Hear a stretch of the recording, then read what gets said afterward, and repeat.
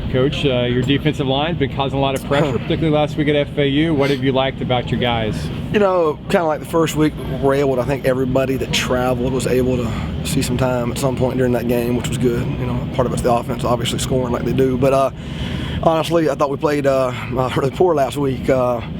Really upset watching the tape on the way home on the bus Saturday night.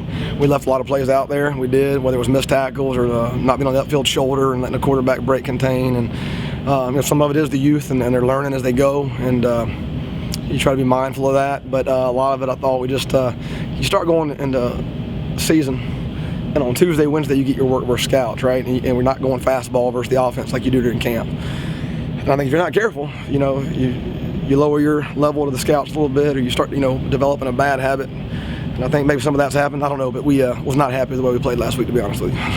Okay. But some good things happened, so that was good to see. You have to be happy with all of the tackles for loss. You're currently, after 2 weeks, #1 in the nation. Yeah, you know, and that's a good thing, right? That's a positive. So to be able to say that and still be disappointed, I guess that's a good thing. Certainly, you know, the competition is going to take another step up this weekend. Big athletic dudes, 6'6", 6'7", much different offensive line than we played against the first 2 weeks. So kind of like going from FAMU to FAU, now FAU to Stanford. Can we continue to make those kind of plays and be impactful as we see the level of competition rise? We'll find out here in about 4 days. What does Stanford look like when you look on film? I know Brendan Hayes said they remind him a lot about LSU. Yeah, you know, both schematically, I think, a little bit in what they do at times, and then physically, you know, they got the big tight ends, probably bigger tight ends than even what LSU came to that game with. But receiver, they probably got a little more speed, I think, maybe not as tall receiver. And then up front, big, large tree, 6'6", 6'7", 300-pound guys. You know, the tight ends are really, you know, 6'3", 6'4", 265-pound tight ends, which to me is like a extra lineman in the game. So they bring a physical presence up front. And the quarterback, you know, if he's healthy, an excellent player, and I played a lot of football for him, and just does a really good job keeping them on track and out of trouble. Along those lines, you know, you've got some more guys maybe to rotate in on that line. Yeah. 330 kick, you know, a lot of humidity. Yeah. Does that help you guys out a little bit? Maybe keep some fresh bodies in there when some of these guys across the line might be gassed? Yeah, you hope so. You hope that's part of the reason you do it. I hope it's 98 degrees and 98% humidity at 3:30 Saturday afternoon. Certainly that's what it feels like out there at practice, and we got to make this our advantage, whether how we prepare on the field Tuesday, Wednesdays, and how we hydrate our bodies and all those things taken care, and then the depth, the role guys.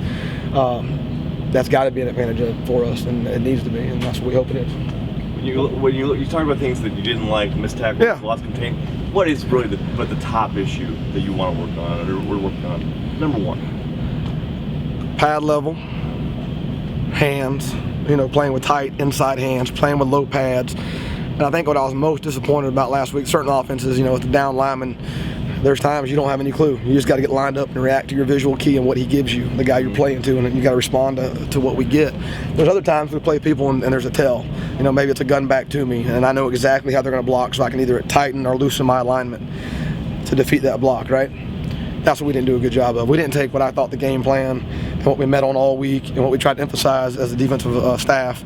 I didn't think our guys took that to the field. You know, they made some plays just because they made some plays, but didn't feel like we're taking the small things, whether it's the technique, you know, the pad level hand stuff, and being really fine and dialed into those things, are game plan adjustments that we need to take from the meeting room and the practice field to the game field. Sometimes on the young guys on Saturday night, you know, I just want to play ball. You can't do that. All right, that's not, Tuesday's got to be Saturday, and Wednesday's got to be Saturday. So that's what I'm talking about. For you as a coach, tackles for loss, you know, turnovers, where do you kind of put those? Like, what do you like to see? Value, man. I mean, you know, somebody asked me, I don't look for a number, you know, but whether it's us moving the ball to a safety, you know, there's a first play of the game, Nate Evans, a great play. What people don't realize is Noah Hancock ran a stunt, you know, got across the center's face, got vertical, and now that running back's making his cut at about 4 yards in the backfield. All right, well, great play, Nate. And it was a great play by Nate, you know. But in our room, that's as good as the TFL because it created a TFL. So we talk about all those things, being disruptive as we can be up front, you know, changing the way the game's played at the line of scrimmage, displacing people, you know, setting edges on defense, moving the ball before it wants to. Not a number, it's just really a relentless, physical, disruptive presence throughout the game, and that's what we're trying to be as much, and that's why we want to roll people so they can play that way. How do you think Mason Chalito has performed in the first 2 weeks? You know, good. He's gotten better. It's like the rest of these guys. You know, I thought maybe some of it's we're up by a lot. I thought his first half of football was pretty good Saturday night. I thought his second half was poor. I thought that was probably the case with a lot of our D linemen, whether that's the score getting away from us and we lose our edge. But Mason's played well, not to get off point. Mason's played well. He just got to, keep coming. But he's gotten bigger and stronger. You see that from his freshman year to his sophomore year. He's played last year, so he's not as wide-eyed, right? He knows what to expect.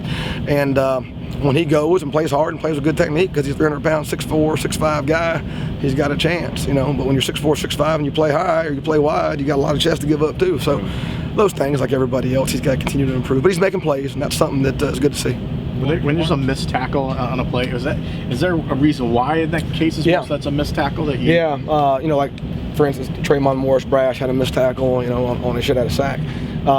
Didn't run his feet, a lot of it, grabbing cloth and wrapping up and squeezing the air out of somebody, and at the same time continue to drive your feet. And I think a lot of those things we're trying to grab on and we're leaving our feet.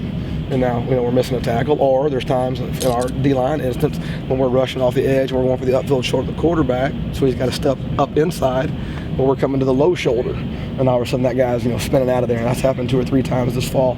So it's just, again, Landon, it was one time, Zayas, redshirt sophomore, haven't played a whole lot, just those guys learning how to play.